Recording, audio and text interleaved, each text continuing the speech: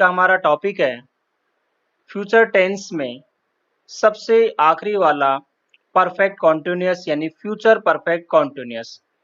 देखिए, मैंने सभी टेंस पर वीडियो अपलोड किए हैं, उनके बेसिक कॉन्सेप्ट को भी समझाया है और यूजेज को भी समझाया है। यदि आपने नहीं देखे हैं तो आप इनको देख लीजिए, आपके सारे डाउट और सभी कॉन्सेप्ट आपके क्लियर हो जाएंगे। किसी प्रकार की कोई दिक्कत नहीं आएगी टेंस से संबंधित। तो आज हम डिस्कस करेंगे फ्यूचर परफेक्ट कॉन्टिन्यूअस टेंस। यदि आप इस चैनल पर नए हैं तो इसे सब्सक्राइब करें, वीडियो पसंद आया तो लाइक जरूर करें, अपने साथियों में इसको शेयर करें। तो चलिए शुरुआत करते हैं। Future perfect and continuous tense, इसमें दो कॉन्सेप्ट है और मैं दोनों कॉन्सेप्ट पर ही डिस्कस करूंगा। पहला कॉन्सेप्ट क्या है? जो एक्शन फ्यूचर में कुछ समय तक जारी रहेगा। इस सेंस में हम फ्यूचर परफेक्ट कॉन्टिन्यूअस टेंस का यूज करते हैं। और दूसरा कॉन्सेप्ट है जो एक्शन फ्यूचर में शुरू होकर किसी विशेष समय तक जारी रहेगा, यानी आपको वो कार्य कब तक जारी रहेगा तो उसका टाइम आपको बताना पड़ेगा। और यदि देखा जाए, वास्तव में देखा जाए तो इसका रियल यूज यही है। जो कॉन्सेप्ट टू है, फ्यूचर में कोई एक्शन शुरू होकर किसी विशेष समय तक जारी रहेगा, इस सेंस में ही हम फ्यूचर परफेक्ट कॉन्टिन्यूअस टेंस का रियल यूज है और रियल सेंस इसी में निकलता है। पहले नंबर का जो है, इसमें आपने किताबों में भी देखा होगा और यदि आपको आपके जो है टीचर भी आपको क्लास में पढ़ाए होंगे इस तरह से, तो इस तरह के सेंटेंस हम बनाते हैं। लेकिन देखा जाए तो इस सेंस में वास्तव में फ्यूचर परफेक्ट कॉन्टिन्यूअस का यूज नहीं होता। होता ये दूसरे नंबर का जो है इस सेंस में होता है। तो दोनों पे हम डिस्कस करेंगे और मैं आपके कंफ्यूजन भी क्लियर करूंगा। जब हम दूसरे सेंस में यूज करते हैं किसी विशेष समय तक, तो आपको बाई प्लस टाइम या व्हेन प्लस टाइम इसमें देना होता है, या फिर जो टाइम क्लॉज होता है वो इसके साथ लगा होता है। टाइम क्लॉज हमेशा इसमें प्रेजेंट में ही आएगा, ये आपको ध्यान रखना है। इसकी पहचान अगर देखें, ता हुआ रहूंगा या ते हुए रहेंगे या ती हुई रहेगी या रहा होगा, रही होगी, रहे होंगे, रहा होगा। लेकिन इनके साथ आपको टाइम दिया होगा, जैसे 2 घंटे से, सुबह से। अब यहाँ पे एक और कंफ्यूजन है कि अनिश्चित समय के लिए तो हम फॉर का यूज करते हैं, जैसे प्रेजेंट और पास्ट में भी हमने किया है। लेकिन यहाँ पे जो निश्चित समय होता है उसके लिए हम सिंस के स्थान पर फ्रॉम का यूज करते हैं, जबकि हम प्रेजेंट और पास्ट में सिंस का यूज हमने किया है। और आपको बहुत सी किताबों में यहाँ सिंस का यूज भी मिल जाएगा। कारण क्या है कि ये भी एक कंफ्यूजन है कि आजकल जो मॉडर्न इंग्लिश है वो सिंस को नहीं मानती कि फ्यूचर परफेक्ट कॉन्टिन्यूअस में फ्रॉम का ही यूज किया जाता है। तो हम भी यहाँ पे फ्रॉम का ही यूज करेंगे मॉडर्न कॉन्सेप्ट के अनुसार। हेल्पिंग वर्ब यदि इसमें देखें तो शैल हैव बीन और विल हैव बीन का यूज किया जाता है। आई और वी के साथ हम शैल हैव बीन का यूज करते हैं, बाकी के साथ विल हैव बीन का। लेकिन फिर भी मैंने आपको पहले भी बताया कि फ्यूचर में आप विल का ही यूज करें तो ज्यादा अच्छा होगा, क्योंकि आजकल विल का ही यूज किया जाता है। अगर आप चाहे तो आई और वी के साथ शैल का भी यूज कर सकते हैं, तो भी आपका जो सेंटेंस है वो करेक्ट होगा। मैन वर्ब क्योंकि कॉन्टिन्यूअस है साथ में, तो फर्स्ट फॉर्म में आईएनजी का प्रयोग होगा। जितने भी कॉन्टिन्यूअस टेंस होते हैं उसमें फर्स्ट फॉर्म के साथ आईएनजी मैन वर्ब का यूज किया जाता है। अब यहाँ पे मैं एक और आपका डाउट क्लियर कर दूं। जो नंबर 1 और नंबर 2 दो मैंने कॉन्सेप्ट शुरू में बताए थे, जैसे वह 2 घंटे से खेल रहा होगा, ये हमारा एक कॉन्सेप्ट था पहला वाला कि कार्य कुछ समय तक जारी रहेगा। और दूसरा है 5 बजे तक वह 2 घंटे से खेल रहा होगा। तो हमने लिखा था कि फ्यूचर में जो एक्शन शुरू होगा वो किसी निश्चित समय यानी कब तक समाप्त होगा वो आपको बताना होगा। तो 5 बजे तक वह 2 घंटे से खेल रहा होगा, यानी 5 बजे उसको खेलते हुए 2 घंटे हो जाएंगे। तो इसका जो रियल सेंस है ना फ्यूचर परफेक्ट कॉन्टिन्यूअस का, वो इसी से होता है। हालांकि हम इस तरह के सेंटेंस भी इसमें बनाते हैं, तो मैं दोनों प्रकार से ही आपको बताऊंगा। लेकिन फिर भी मैं कहूँ कि वास्तविक जो यूज है वो ये नंबर 2 वाला ही होगा। तो ये मैंने एक तरह मतलब एग्जाम्पल लिए हैं, इनका आगे हम क्लियर करेंगे, ट्रांसलेशन भी करेंगे। अफर्मेटिव सेंटेंस लें, वो सेंटेंस जिसमें ना नॉट होता है ना प्रश्न किया जाता है।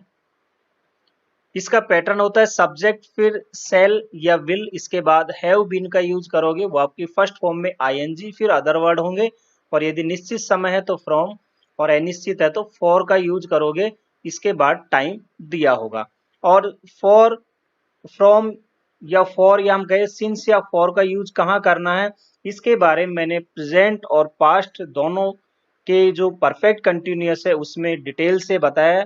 यदि आपने वीडियो नहीं देखे तो आप उनको देख लीजिए। चल एग्जाम्पल लेते हैं, वह 2 घंटे से खेल रहा होगा। वह 2 घंटे से खेल रहा होगा, तो आप बनाओगे सब्जेक्ट ही और इसके साथ विल हैव बीन, वो आपकी फर्स्ट फॉर्म प्लेइंग, फिर 2 घंटे से यानी कि अनिश्चित समय है तो फॉर 2 आवर्स आप लिखोगे। मैं 4 बजे से पढ़ रही हूंगी, तो I shall have been reading from 4 o'clock। यहाँ पे ध्यान रखना हमने सिंस के स्थान पर फ्रॉम का यूज किया है निश्चित समय के लिए। हम 1 घंटे से टीवी देख रहे होंगे, तो we shall have been watching TV for an hour. वह सुबह से टहल रहा होगा, तो he will have been walking from morning. बहुत ही सिंपल है, केवल आप बेसिक कॉन्सेप्ट को इसको समझिए। अब हमारा पैटर्न दूसरा क्या था, जब हमें कार्य पूरे होने का समय दिया होगा यानी बाई प्लस टाइम या व्हेन प्लस टाइम या टाइम क्लॉज होगा तो वो प्रेजेंट में होगा। जैसे 5 बजे तक वह 2 घंटे से खेल रहा होगा, तो वह 2 घंटे से खेल रहा होगा, लेकिन हमने इसमें जोड़ दिया 5 बजे तक, तो 5 बजे तक उसको खेलते हुए 2 घंटे हो जाएंगे, इसका सेंस ये है। और मैंने फिर बताया कि वास्तव में इसका जो रियल यूज है ना वो भी इसी सेंस में होता है, फ्यूचर परफेक्ट एंड कंटिन्यूअस का। तो he will have been playing for 2 hours, और 5 बजे तक के लिए आप बाई 5 o'clock यानी बाई प्लस टाइम। वह जुलाई तक इस कार्यालय में 3 वर्ष से कार्य कर रहा होगा, तो इस कार्यालय में उसे कार्य करते हुए जुलाई तक 3 वर्ष हो जाएंगे। तो he will have been working in this office for 3 years by July, जुलाई तक। इस महीने के अंत तक नीलू इस स्कूल में 5 वर्ष से पढ़ा रही होगी, तो इस स्कूल में नीलू को इस महीने के अंत तक पढ़ाते हुए 5 वर्ष हो जाएंगे। तो by the end of this month Neelu will have been teaching in this school for 5 years। तो इस तरह से आप by the end of this month यानी ये टाइम फ्रेज आप इस प्रकार लिखोगे। जब वह यहाँ आएगा तो वे 2 घंटे से खेल रहे होंगे, यानी वह आएगा तब उनको खेलते हुए 2 घंटे हो जाएंगे। तो when he arrives here they will have been playing for 2 hours। तो इस सेंस में जो है इसका यूज किया जाता है, और वास्तविक यूज यही होता है कि हमें बताना होता है कि किस समय तक वो कार्य समाप्त हो जाएगा। फिर भी यदि आपको समझ में नहीं आया तो इसका स्क्रीनशॉट ले ले और इसको ध्यान से देखे समझे, आपको सारी चीजें क्लियर हो जाएगी। नेगेटिव सेंटेंस जिनमें नॉट लगा होता है, इसका पैटर्न क्या होगा, सब्जेक्ट के बाद आप विल या सेल का यूज करोगे, फिर नॉट, इसके बाद हैव बीन, और बाकी का पैटर्न ऐसे कैसे रहेगा। वह 2 घंटे से खेल नहीं रहा होगा या वह 2 घंटे से नहीं खेल रहा होगा, तो ही विल फिर नॉट लगाओगे, फिर have been playing for 2 hours. वह 2 बजे से नहीं पढ़ रही होगी, तो she will not have been reading from 2 o'clock। Interrogative sentence क्या होते हैं, वो सेंटेंस जिसमें क्या से प्रश्न किया जाता है और जिनका आंसर यस या नो में होता है। इसका पैटर्न होता है, सबसे पहले आप विल या सेल का यूज करोगे, फिर सब्जेक्ट, इसके बाद हैव बीन, फिर वैसे की वैसे। क्या वह 2 घंटे से खेल रहा होगा, तो will he have been playing for 2 hours. क्या वह 2 बजे से पढ़ रही होगी, तो will she have been reading from 2 o'clock। यहाँ 2 घंटे से है तो ये एक अनिश्चित समय है, और 2 बजे से है तो ये निश्चित समय है, इसलिए हमने यहाँ फ्रॉम का यूज किया और यहाँ पे फॉर का यूज किया। इंट्रोगेटिव और नेगेटिव वो सेंटेंस जिसमें क्या से प्रश्न भी किया जाता है और नॉट भी लगा होता है। तो पैटर्न है विल या सेल, इसके बाद सब्जेक्ट, फिर नॉट, फिर हैव बीन होगा, इसके बाद ऐसे कैसे। क्या वह 2 घंटे से नहीं खेल रहा होगा, तो क्या भी है और नहीं भी है। तो will he not have been playing for 2 hours। क्या वह 2 बजे से नहीं पढ़ रही होगी, तो will she not have been reading from 2 o'clock।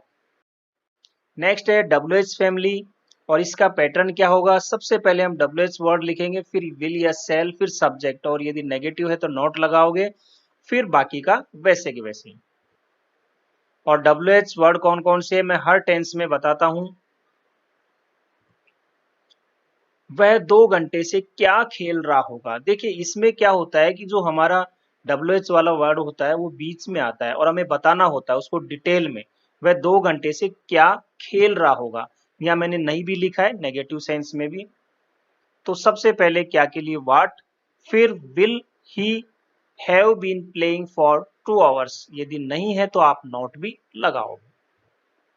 वह 2 बजे से क्यों पढ़ रही होगी, क्यों है तो वाई लगाओगे, तो why will she have been reading from 2 o'clock।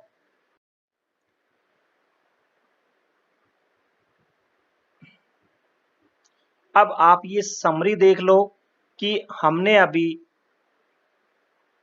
Affirmative से लेके जो WH फैमिली तक के जितने भी सेंटेंस देखे वो सारे इसके अंदर हैं। आप एक बार इनको ध्यान से देखें, इसका स्क्रीनशॉट ले ले, यदि आपको नहीं समझ में आया तो इसको ध्यान से देख ले, क्योंकि ये अफर्मेटिव का है, ये नेगेटिव का है, इंट्रोगेटिव नेगेटिव एंड इंट्रोगेटिव है, ये WH फैमिली का और ये WH में नेगेटिव का है।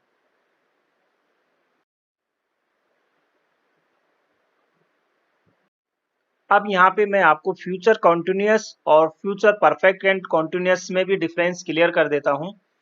हमने फ्यूचर कॉन्टिन्यूअस में सामान्य सेंटेंस बनाए थे, वे खेल रहे होंगे, तो दे विल बी प्लेइंग आपने लिखा था, और वे 2 घंटे से खेल रहे होंगे, तो यहाँ समय दिया हुआ है, तो ये आपका फ्यूचर परफेक्ट कॉन्टिन्यूअस में बनेगा, they will have been playing for 2 hours।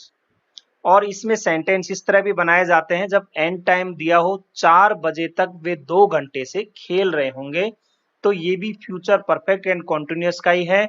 तो they will have been playing for 2 hours by 4 o'clock।